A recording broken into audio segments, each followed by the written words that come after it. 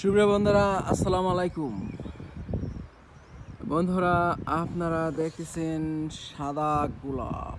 না, এটা সাদা গোলাপ না, এটা অন্য একটা hello. Hello, how are you?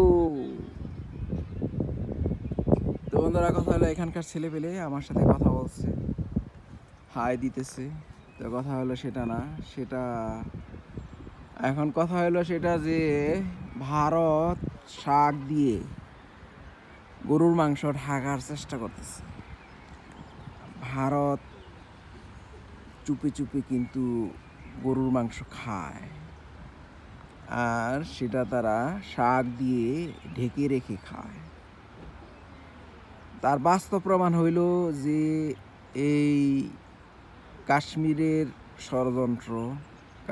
ষড়যন্ত্র ভারতের নরেন্দ্র মোদী সরকার করছে, ভারতের গোয়েন্দা প্রধান অজিত দোভাল করছে, নিরাপত্তা প্রধান আর কি অজিত দোভাল, এরাই করছে। আর এরা কইরা নাম দিতেছে পাকিস্তানের উপর নাম দিয়ে তারা পাকিস্তানের উপরে হামলা করলো। হামলা করে তারা বুঝাইতে চাইতেছে যে তোরা বাংলাদেশে যাস কি জন্য, তোরা বাংলাদেশে আর যাবি না, যদি বাংলাদেশে আরও যাস তাহলে তোরা আরও মাইর খাবি। এইটাই আর কি বুঝাইতে চাইতেছে, এটা বইলে আর কি ওরা থামাইতে চাইতেছে পাকিস্তানকে যে তোরা আর যাইস না বাংলাদেশের ভিতরে। বাংলাদেশে আমরা খামু, বাংলাদেশে আমরা গত 16টি বছর খাইয়া ফেলাইছিলাম, কিন্তু ওই পুচকে পাঁচকা পোলাপানের জন্য মাগুর মাছের মতো আত ফুসকে ছুটে গেছে গা বাংলাদেশ। সেই দুঃখে ভারত সরকার এখন এই কাশ্মীরি ষড়যন্ত্র করলো, যেমনটি বিডিআর ষড়যন্ত্র করছিল বাংলাদেশের ভিতরে, বাংলাদেশের আর্মি অফিসারদেরকে হত্যা করছিল। তারপরে যাই হোক, এখন কাশ্মীরের ষড়যন্ত্র কইরা তারা পাকিস্তানের উপরে হামলা কইরা দূর চাপাই দিল পাকিস্তানের উপর। তা আসলে ভারতের মূল টার্গেট হলো বাংলাদেশের দিকে যেই আসবে তাকে হামলা করার চেষ্টা করবে। চায়নায় হামলা করতে পারবে না কোনোভাবেই, কিন্তু চায়নার সাথে অন্যান্য যে সমস্ত দেশের যোগাযোগ আছে তাদের উপরে সে ফাপড় মারবে। এটাই ভারতীয়দের কাজ। ওরা কখনো ভালো হবে না, ওরা খারাপ ছিল, খারাপই থাকবে। ওদের জন্যই তো 1947 সালে ইংরেজরা দেশটাকে দুই ভাগে ভাগ করছে, ভারত আর পাকিস্তান। তা না হলে তো এই ভারত দক্ষিণ এশিয়ার মধ্যে থাকতো একটা শক্তিশালী রাষ্ট্র। এখন তো হিন্দুরা ভারতকে বানায় ফেলাইছে একেবারে মুতের খেতা, যা থেকে দুর্গন্ধ ছড়াইতেছে সারা পৃথিবীর মানুষ। ওদের কাশ্মীরি ষড়যন্ত্র, পাকিস্তানের হামলা, এগুলি দেখা সারা পৃথিবীর মানুষ থু মারতেছে ওদের উপরে। থু, এতটাই জঘন্য খারাপ করছে এই ভারতের নরেন্দ্র মোদী এবং ভারতের গোয়েন্দা বাহিনীর লোকজনেরা এবং ভারতের সশস্ত্র বাহিনীর লোকজনেরা, যারা কাশ্মীরি হত্যাকাণ্ড ঘটাইছে। কাশ্মীরের মানুষ এই কাজ করতে পারে না। এর বাস্তব প্রমাণ হইল কাশ্মীরের ওই মুসলমান যুবক যে নাকি নিজের জীবন বাজি রেখা ওই ভারতীয় সন্ত্রাসীদের সামনে যায়া ওদেরকে থামানোর চেষ্টা করছিল যে তোমরা ওদেরকে মাইরো না। সেই যুবক এর মতোই কাশ্মীরের অন্যান্য যুবকেরাও ভারতীয় হিন্দুদের রক্ষার জন্য সবসময়ই কাজ করে যাচ্ছে। সুতরাং কোনোভাবেই কাশ্মীরের যুবকেরা এই কাজটা করে নাই। তো বন্ধুরা, ভারত সামনে বাংলাদেশের উপরও হামলা করতে পারে, সেটা খুবই চিন্তার বিষয়। যে কোনো ছোটোখাটো অজুহাতে ওরা বাংলাদেশের উপরে হামলা করতে পারে। বাংলাদেশের উপর হামলা করলে হয়তোবা দেখা যাবে যে বার্মিজ সরকারও বাংলাদেশের উপরে হামলা করতে পারে, যেহেতু বাংলাদেশ সরকার এখন আরাকান আর্মির সাথে যোগাযোগ রক্ষা করতেছে। তো বাংলাদেশের জন্য একটা বিপদের কথাই। বাংলাদেশ সরকারের উচিত হবে এই ভারতের আক্রমণ থেকে নিজেদেরকে রক্ষায় সচেষ্ট থাকা। ফ্রান্সের রাফায়েল কিনে ধরা খাইছে ভারত।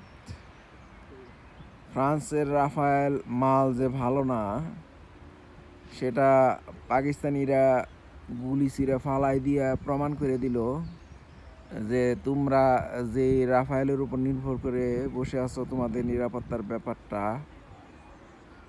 সেটা তোমরা ভালো করো নাই। তোমরা রাফায়েল কিনছো, ধরা খাইছো, এটা বুঝাই দিল ভারতকে। আর ফ্রান্সও বুঝে গেছে যে আমাদের মাল পাকিস্তানিদের কাছে গ্রহণযোগ্য নয়। তারা কোনোভাবেই পাকিস্তানিরা কোনোভাবেই এই ফ্রান্সের রাফায়েলকে ভালো মনে করে নাই। আর ভালো মনে করে নাই বলি তারা গুলি ছিঁড়ে ওইটা ফালাই দিছে। তো বন্ধুরা, বাংলাদেশের সরকারের উচিত হবে না যে তারা ফ্রান্সের রাফায়েল কিনুক বা ফ্রান্স থেকে কিছু কিনুক।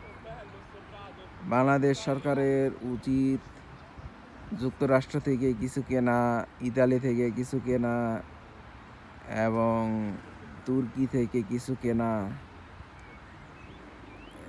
এই সমস্ত দেশগুলি থেকে কিনলে বাংলাদেশের নিরাপত্তা ব্যবস্থা আরও শক্তিশালী হবে।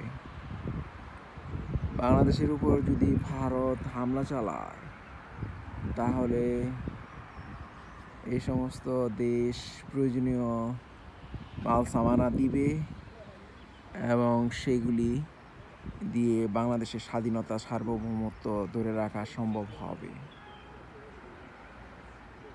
আর বাংলাদেশের জনগণকেও এখন ভারতীয় ডিশ চ্যানেলগুলা বাদ দিতে হবে।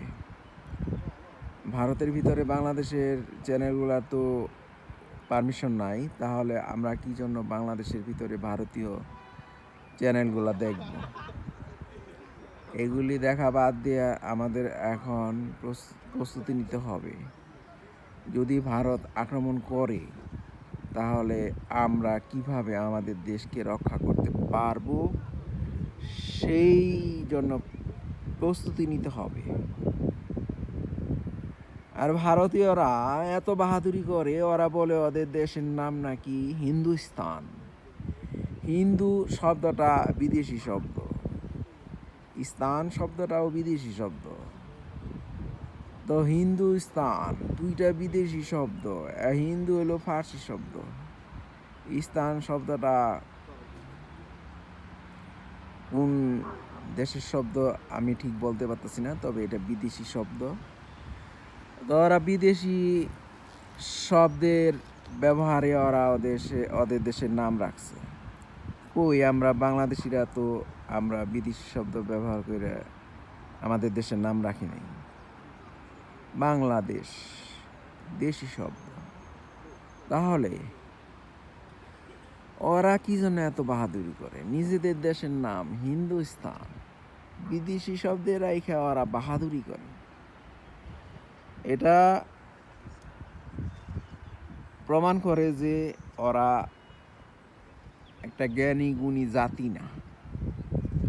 বিদ্যা বুদ্ধি সম্পন্ন জাতি না, বিদ্যা বুদ্ধি সম্পন্ন জাতি হইল চীনারা, যেটা রাসূলুল্লাহ সাল্লাল্লাহু আলাইহি ওয়াসাল্লাম বলে গেছেন সেই 1400 বছর আগে, তোমরা বিদ্যা শিক্ষার জন্য যদি যাইতে হয় তাহলে চীন দেশে যাও।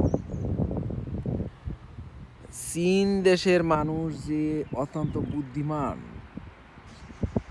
ওই সময় রাসূলুল্লাহ সাল্লাল্লাহু আলাইহি ওয়াসাল্লাম খবর পেয়ে গেছিলেন। আর এটা এখন প্রমাণিত।